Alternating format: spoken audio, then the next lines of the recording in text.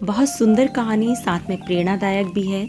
जिंदगी जीने का नजरिया बदल देगी ये कहानी। दो परिवारों की ये कहानी है। दो परिवार एक दूसरे के पड़ोस में ही रहते थे। एक परिवार हर वक्त लड़ता था, जबकि दूसरा परिवार शांति से और मैत्रीपूर्ण भाव से रहता था। एक दिन झगड़ालू परिवार की पत्नी ने शांत पड़ोसी परिवार से ईर्ष्या महसूस करते हुए अपने पति से कहा, अपने पड़ोसी के वहां जाओ और देखो कि इतने अच्छे तरीके से रहने के लिए वे क्या करते हैं। पति वहां गया और छुप के चुपचाप देखने लगा। उसने देखा कि एक औरत फर्श पर पोछा लगा रही है। अचानक किचन से कुछ आवाज आने पर वो किचन में चली गई। तभी उसका पति एक रूम की तरफ भागा। उसका ध्यान नहीं रहने के कारण फर्श पर रखी बाल्टी से ठोकर लगने की वजह से बाल्टी का सारा पानी फर्श पर फैल गया।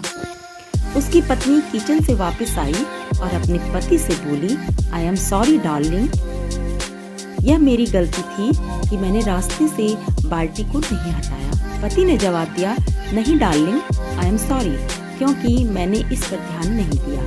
झगड़ालू परिवार का पति जो छुपा हुआ था वापस घर लौट आया तो उसकी पत्नी ने पड़ोसी की खुशहाली का राज पूछा। पति ने जवाब दिया, उनमें और हम में बस यही अंतर है कि हम हमेशा खुद सही होने की कोशिश करते हैं, एक दूसरे को गलती के लिए जिम्मेदार ठहराते हैं, जबकि वो हर चीज के लिए खुद जिम्मेदार बनते हैं और अपनी गलती मानने के लिए तैयार रहते हैं। दोस्तों, एक खुशहाल और शांतिपूर्ण रिलेशन के लिए जरूरी है कि हम अपने अहंकार, ईगो को साइड में रखें और अपने स्वयं के हिस्से के लिए व्यक्तिगत जिम्मेदारी को ध्यान में रखें। एक दूसरे को दोषी ठहराने से दोनों का नुकसान होता है और अपने रिलेशन भी खराब हो जाते हैं।